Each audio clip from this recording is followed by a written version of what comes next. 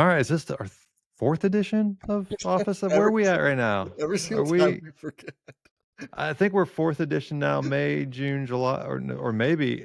I think what we're forgetting is in typical. We're tagged the professors of practice in typical professor format.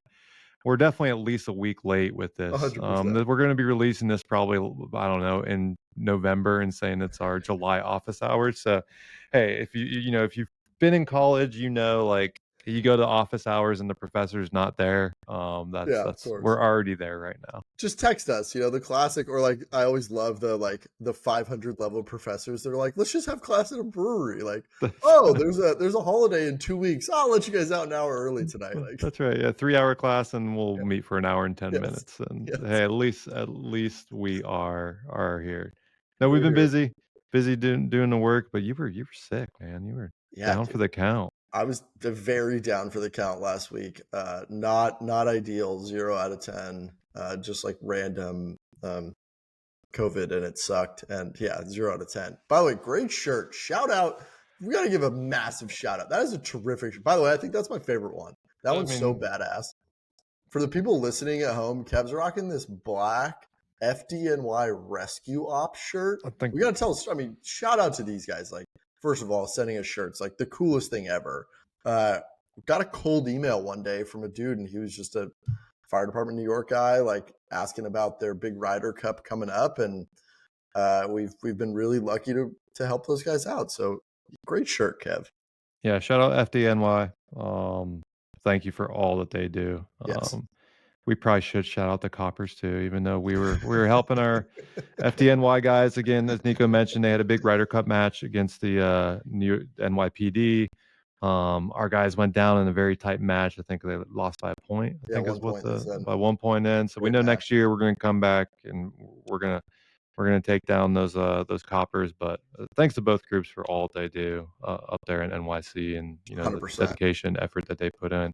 And everybody knows I'm a merch guy. I love merch, so very thankful. They sent a whole batch of shirts from each of the different ladder and engine departments that they have that participated in it. I think Claire has stolen at Yeah, least three those are quarters of them gone. because the shirts are so good. Yeah, they're gone. So yeah, support those guys if you see them around. If you're up in New York City at all, you see them, say hi. Just thank them Talk for all about that they great do. merch, by the way. Those guys, like, so creative. The bums on DeHill is like my favorite one. Like the They had the dogs logos. one, Yeah, like the Midtown the Madness doghouse. ones. Yeah, I mean, Yeah. there's some amazing. Yeah, we got to, shout out Jason Page, merch Yeah, king. Like that's those guys are Jason Paging level up there. that's It's right. pretty Yeah, sweet. if he needs some inspiration, he might look at what they do. Seriously, we gotta tell Jason, like, those guys are cooking up there. All right, what, All dude? Golf wise, you were on a sick run right. last week. Got to go up to the COD. Shout out to Golf Blueprint friend and just friend in general, Patrick McSpadden. Retired from the Air Force.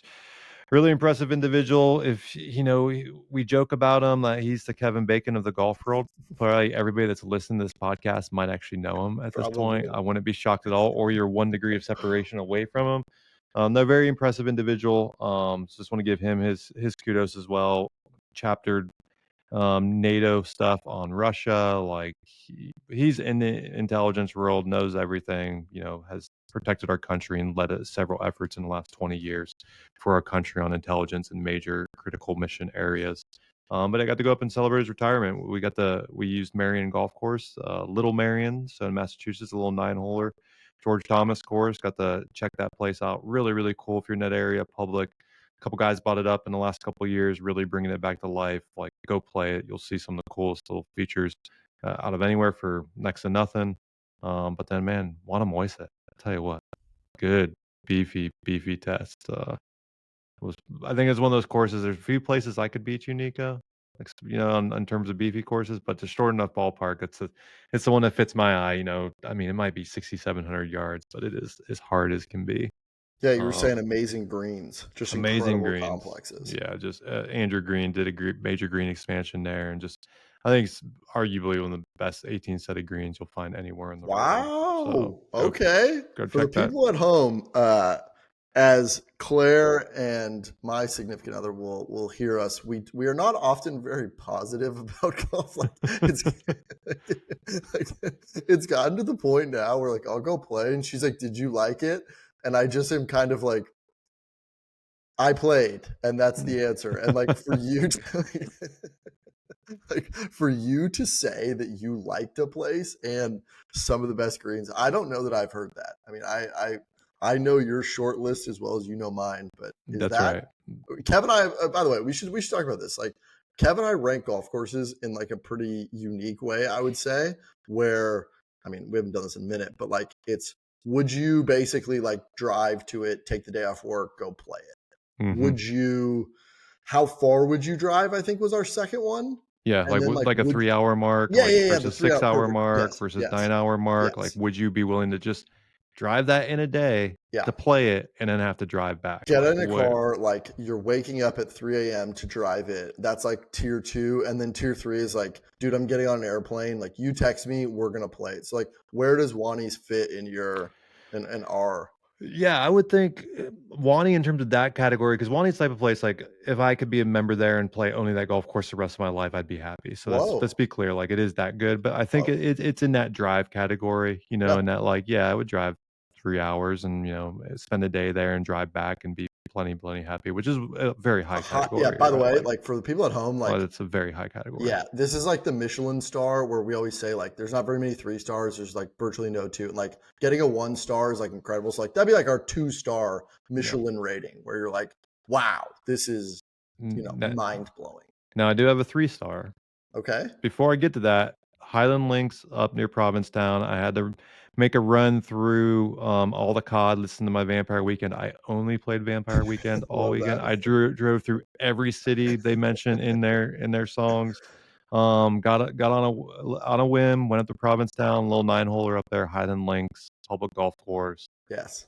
One of the original links courses in America, lighthouse on property, views of the ocean, huge rolling topography. Go play that. God, that sounds just right up my alley. Yeah, just one of those. You just eat a lobster roll and then roll over, tee it up, and Man, peg it with some randos and have a great time.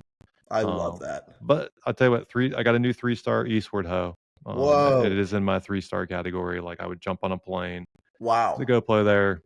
Just felt like I was back in Scotland in a lot of ways, with a little bit of sand hills mixed in. Like phenomenal, We had phenomenal an place. OG, like one of our first GB members in COVID 2020 was the Yeah, Eastward Ho guy. I remember seeing those pictures and yeah, it always looked sweet.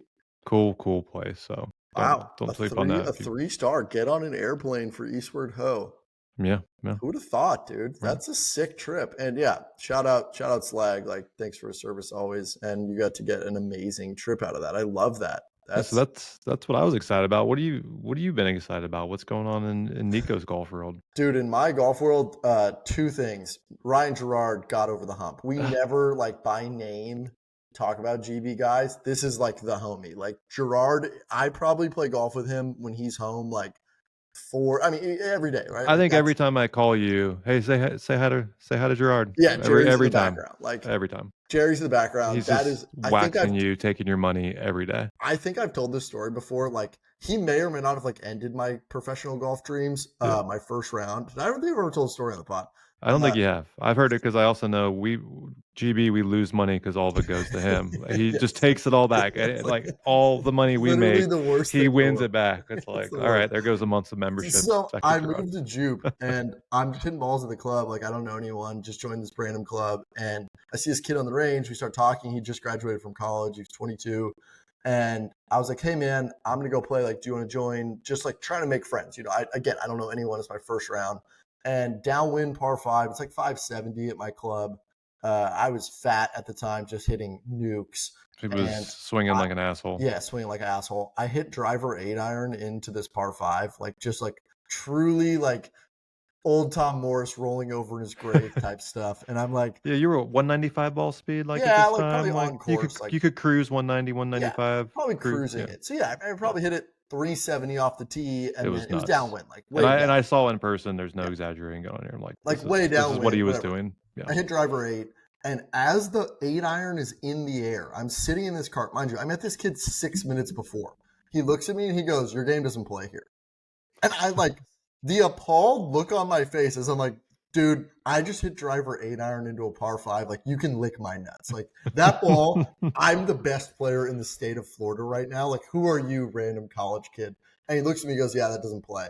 And he's like, you hit it too high and like ball speed. But like, just like, we don't know each other. And he just like matter of factly says it to me. I proceed to, shoot 77 and probably hit it all over the map.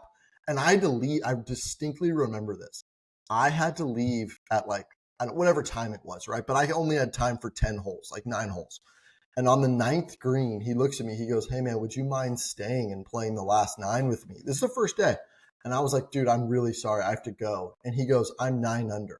Do you mind staying? And I was like, this kid just shot freaking 27 on the front 9. Like, wait, what? Like, yes, I will. I didn't even like, I literally didn't put together how good he was playing. He didn't break the course record that day, but eventually he did. And he's gone on to just be an absolute star. Talk about 3 years ago. Was it 3 years ago he got on tour? Yeah, he Mondayed. That sounds about right. Yeah, he got on. He was Monday, right? Yeah, and then the tour screwed him. When they went to the FedEx Fall Series, which was that terrible decision, and he lost his, like, he had a full card. He had no home then. Yeah, and then he ended up losing his card, had to go back to KFT, fought his way back up to the tour, and then he won the Barracuda. Like, couldn't be a nicer dude. Yeah, just a stand-up individual, right? A+ human being. Like, if you guys are looking for someone at home to root for on like a random Saturday that's not named Scotty Scheffler, like, root for Jerry, because he's the man, and like, just like one of the coolest, nicest. He literally texted me 10 minutes after he won, talking about like whatever we were talking. It was just like the craziest thing as a young kid to be that good and that like present. And I couldn't be more excited about him. So I'm super pumped about that, and then I'm super excited about the guys getting home, because Florida's summer golf is the worst thing. I basically, like, you don't play. Like, all the courses are closed. It's 800 degrees outside.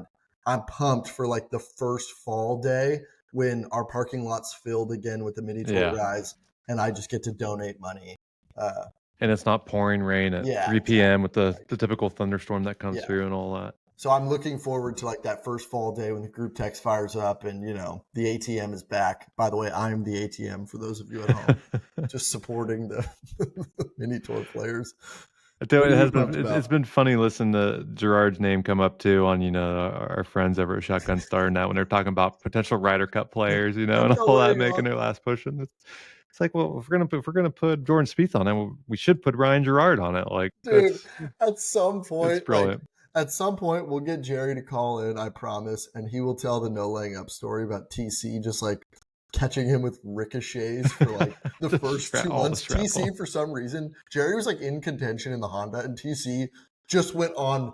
I mean, nuclear on him. It was a machine gun fire of Ryan Gerard, and I texted TC and I was like, "Yo, like, that's our guy." And then like TC just jumped on the train. He was like, "Fuck yeah, like, that's our guy." Like, that's Ryan Gerard. Yep. That's right. Hottest player in America, TC. We'll get him on here to tell a 5-minute story about it. It's so funny. We'll definitely have to do that. I'm sure listeners and members would have some questions they want to pepper him and actually hear from a true pro. If you have questions for Jerry, I'll text him and he can either answer, because right now he's slammed obviously with that, but we'll do like a write-in answer. We'll get some. Yeah, that's right. So the members listening, don't be afraid to bring him in. Maybe they'll lure him on if we can get some good questions. He'll be able to talk to us about all the fun things. Where are you at? What are you pumped about? Oh man, we're at the start of the new semester.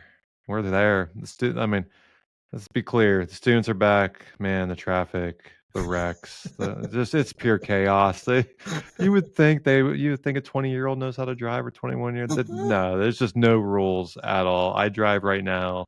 I just don't drive between the hours of 6 a.m. Between the hours of like 7 a.m. till 9 p.m. I just stay off the road. And Georgia students are historically bad at driving. Insert college football joke here about the number of our players that get arrested for driving. Not great.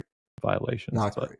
No, new semester's here, so man, it's opportunity to just reset, look at the, erase the to-do list, restart it from zero, get the energy back. I think that's one of the beauties of being a college professor. Every semester, especially the fall, is just interjection of energy. It just starts something new. So throw myself back into the students and just see if we can give them a good experience. So pump for I'm that. saving my SEC questions for later, but there'll be some. For football season when Yeah, we get around. I got some questions. Just around the corner. Yeah. Definitely excited for that.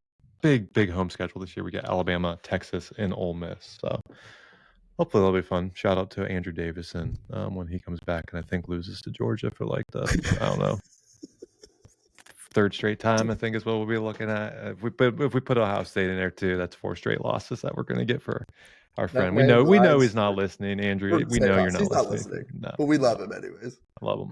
You know what? He's a sicko. He might listen to these. That's the thing. He might listen just to find something that makes fun of us.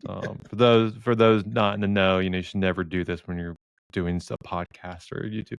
Andrew Davidson, a good golf friend of ours, swam at Texas, a much better athlete than we've ever been in anything. Yes. Well, as his joke, he was 5th in the world in his event, so he never made the Olympics. And what's that get you in golf? 5th in the world, you make a lot of money. In Olympic sports, if you're 5th in the world and don't make the finals, that gets you hanging out with people like me and Nico. That's what that gets you. So crazy. Get you nothing.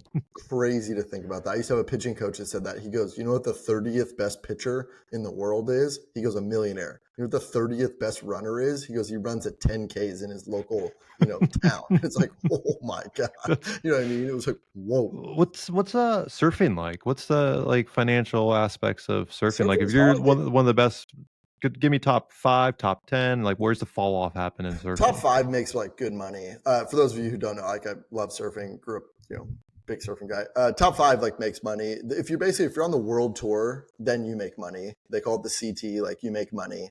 After how many people are on the world tour? Like what's the? I don't know the exact. That's actually, let me Google this right now. Yeah, were you talking about 20? We talking about 50, 100? Where are we at on that? Let's see.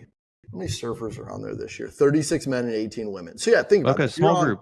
Yeah, if you're in the top 36, like you're going to make, I would assume, decent money. And then it's kind of like probably six figures at the bottom end, maybe 7 figures if you're at the top end. Yeah, I would assume. Then you have like the Corn Ferry Tour, which those guys make like no money and they're grinding. Yeah. And then there's like that massive fall off. Yeah. It's always interesting. I would go ahead. It's always interesting when you look at like individual sports like that where the fall off is. Tennis is the same way. Like I love watching tennis. Tring and I are like tennis obsessed.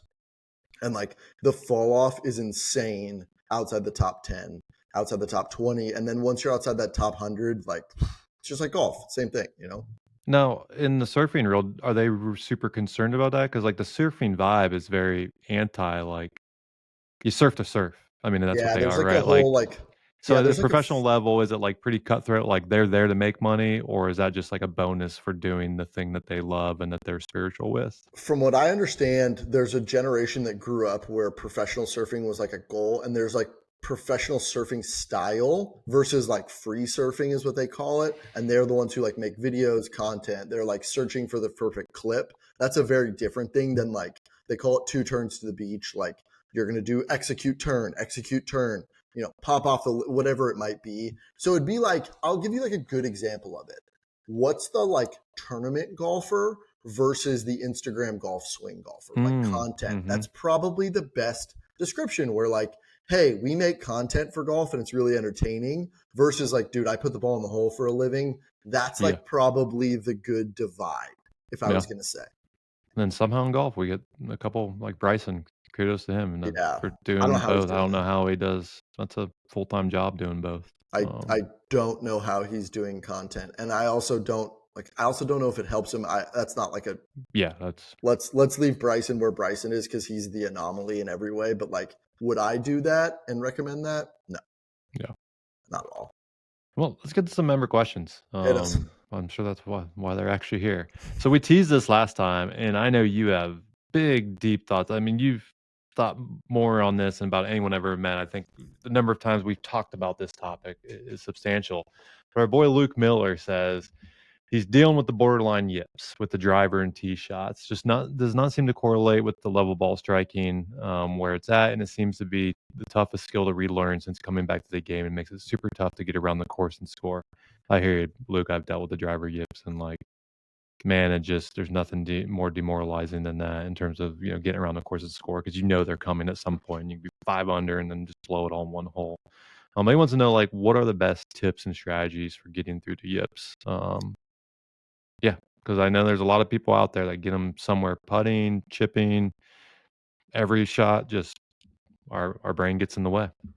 Yeah, let's talk about the word yips. Let's say the word yips 5 times and then move all our coins to our left pocket and whatever. The yips are not scary. It's not anything that we can't understand what it is. And yes, like I have deep dove this very extensively, and at one point, like I had driver yips. I've had every kind of yips you can imagine. Some of them self-induced, truthfully, to like try to understand what's going on. Let's talk about this from like macro to like mega micro, and then remind me, I will give you the tips in the end. Yeah. But let's talk about this as a structure. Like, first of all, if you're listening to this and you're afraid of the yips, like don't be afraid of it. The yips they start very innocuous. So you hit a foul ball. Let's just talk about off the tee. You hit a foul ball, you slice it 100 yards right into a house. It's embarrassing. And you're like, you know what? That sucked. You re-tee, you hit one down the middle. The next time you get on the tee box, you're aware of that. And you do it again. The third time, you get the yips. So the first time is just an anomaly. It just happens. It just happened. It's literally, as Kev always says in math, it's variance. It is what it is. We jack it out of bounds. That's what we do. Even our best rounds, you can probably find a shot you hit. Like it's going to happen. The year I qualified for the mid-am, shot 66 or whatever. Literally, there was a hole I hit 2 fairways over off the tee. And if you're playing a golf course where it doesn't matter, then it doesn't matter. But the problem is you're probably playing a golf course where it does matter. And then you get on that hole and then you begin to anticipate it. And then once you do it the second time, your brain recognizes it as patterns. Our brains love patterns. That's what we do through life. They love it. They love it. It's why we're susceptible to conspiracy theories and so on. Like we identify patterns that don't exist. The best, like some of the brightest people identify patterns quickly. That's like a very interesting concept. Like I was reading. Poker. Yeah, poker's a great one. Like everyone knows this. I'm obsessed with learning about the military. CQB, close quarters battle, is a very interesting concept when it comes to like process and identifying patterns, because the best in the world can literally identify patterns quicker than others. That's why they're better at it. They can walk into a room, see a room full of furniture, and identify bad guy over there, good guy over there. So that's rock, paper, scissors, the competition. Like that's the best players in Rochambeau. Yes. Like they recognize the pattern of another player and then they use that against them. And they know we revert back to our own personal patterns under pressure. Human beings love patterns because it creates predictability. And then once they recognize them, like you said. So once you are the golfer, you are recognizing patterns in your own game. The problem is, if you could just listen to this and throw it out, it's just an anomaly. You hit a foul ball, it is what it is. Move on. Has nothing to do. There's also the gambler's fallacy of like past results don't necessarily indicate future. That's true to a certain extent, but not necessarily super true. Basically, you just have to identify it that you're going to have anomalies off the tee, because that's what they are. They're anomalies. They're part of your driving. If you and I, Kev, hit 100 drives, I'm going to hit probably 12 foul balls. I'd say maybe more. You're going to hit less. But those are 12 embarrassing tee balls. And then let's go into the psychology side of it. It's embarrassing as hell. You get on the tee, you either top one, you quack hook one, you hit it out of bounds. Then it's the social reinforcement of like, I have to stand here embarrassed and reload and hit another one. Mm-hmm. Now your brain isn't focused on the outcome of trying to hit a good one. I played golf like this for a lot of years where I was just trying to not hit a bad one. I wasn't trying to hit a good one. I was trying to not hit a foul ball. So if I just like heel cut one out there and it went 265 yards, I was like, whew, at least I didn't quack hook it. So let's take again, we'll start to go a little bit more micro. So you're identifying it. That third time is when the yips really start to creep in, where you say, look, I have the yips now. Then you self-diagnose. Once you self-diagnose, we all know it, right? That's right. It's basic psychology 101. You start to see patterns in other things. You anticipate it. You see it. You see it. It becomes a pattern. Number one, you don't have the yips. You hit a foul ball. And number two, and this is the really unfortunate part, you're not that good. You're going to hit foul balls. The very best players in the world still hit foul balls, and you are not the very best player in the world. Mm-hmm. So when a lot of people take that the wrong way and they take it as a negative, it's actually not. I don't know if I've ever told this story. I know I've told you this, Kev, but I was at the US Open and I'm walking with one of our guys. And at the time, the very best player in the world undisputed at this US Open was there. And I'm talking to one of the guys on his team, and we share information very, very freely back and forth. I have a super high trust with him and vice versa. Like I can tell him what's going on. I can't tell that to most people, right? Yeah. And he said, I was like, how's your boy look? He goes, he has a wedge yips. He goes, he's not going to hit a single wedge all week. That day for me changed everything in not only the way that I look at my own game, but the way that I look at everyone else's game. He very nearly won the tournament, and he didn't hit basically any wedges all week. Mm-hmm. He had the freaking wedge yips, like full on, full blown, could not hit a 95. Yeah, top player in the world. Yeah, like dude, this guy, he's your favorite player's favorite ball striker, right? Like that's the way it works. And he was afraid of it. I ask my guys all the time, like, are you afraid when you get on the tee? They go, yeah, I'm terrified. Like, I could tell a funny story about a guy at a US Open. Like, it was a 3-wood. He hit driver because he was so afraid of topping it. That dude is way better than you and I are, way better than any of our members are. Like, you have to be kinder to yourself. Give yourself grace and understand, like, you're going to hit foul balls. It's going to happen. Now let's go super micro. Like, what can you do at the driving range? Number one, you can understand you're going to hit foul balls. It is what it is. Like, that's start there. Rule number one, like, a bad shot's a bad shot. That's all it is. You hit a foul and they ball. Happen. Laugh. Like, do what you need to do. You missed a 3-footer. Dude. It happens. Like, yes, you chunked a chip. Everyone watched you chunk a chip. Do you need to tell everybody for the next 20 minutes about how you chunked that chip and how that never happens and how you're better than that? No one wants to play with that guy. Stop. That's right. It's the worst. Oh, I can't believe I missed that chip. Dude, like, yeah, we all saw it. It is what it is. Move on. But you can begin to understand how you perform under pressure. It's all the yips is. It's a pressure moment, right? It's just, I'm nervous in this moment. How do I perform under pressure? I despise the fact that people say you can't train the same way as you play.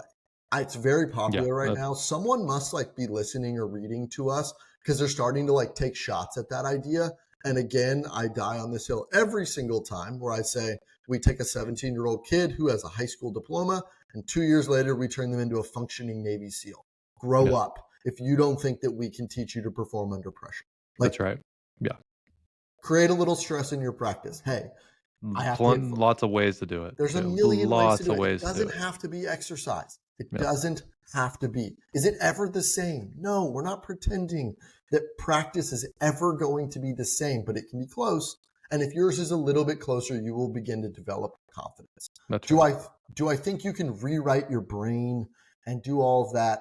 That's not my realm. We're not neuroscientists. That's not our thing. We're not, I don't bother with that. But do I think that you can practice under pressure? Yes. I know you have. I know I've been cooking for a while, so go ahead. Yeah, I think like exactly what you said, like the pattern recognition and anticipation of the yips is the major thing that contributes to them becoming the yips. So rewriting back to the macro level, one thing to think about is if you think you're developing the yips in whatever facet of the game, that's kind of where you need to stop. You need to stop immediately and not just keep doing what you're doing. You need to change things immediately. Like if you feel that, and I've had the yips the driver, I've had the yips on chips, and I've had the yips on the putter. So I've been through all three. And what I've learned from that and learned through working with Nico here, when stuff started happening again is like, okay, what is the stop? Well, one, recognizing it's a foul ball and just knowing that. And then if I hit that second foul ball and it's one of those you anticipated it and it's like on the downswing, you felt it and you knew it was coming. God. Like that's when the yips are starting, right? Yes. Like you're starting to see the pattern, then you're going to have it ingrained and then it is going to become the yip. So what I've learned working with Nico as well as talking to some other people in the psychology world is right there is where you got to stop it, right? One, it gets acceptance. I just hit bad shots, but then what can you rely on? You can rely on your routine, right? And really going through your routine. If you sit there and you're just pounding balls on the range, trying to get over the yips, you're probably ingraining them. You need something you can rely on and go back to and just get settled into yourself. So go through your routine, whether it's practice or on the course, have a very set routine that you're doing. And your routine's not just your physical, like, okay, 2 practice swings, step into the ball, breathe, but also mentally, what are you doing? What are you telling yourself and what are you talking through? And rely on that to just basically make the yips disappear so they don't become a thing, that you're keeping your brain engaged somewhere else. So that way whatever you're doing is habitual and you just roll through it. I know that's been one of the keys for me and people I've worked with in getting over the yips is doing that and changing up their routine to something new that they now have to focus on. Okay, I need to teach myself this new routine rather than, oh, I'm going to keep doing these things I've always done and my brain's going to go to the yip that's there.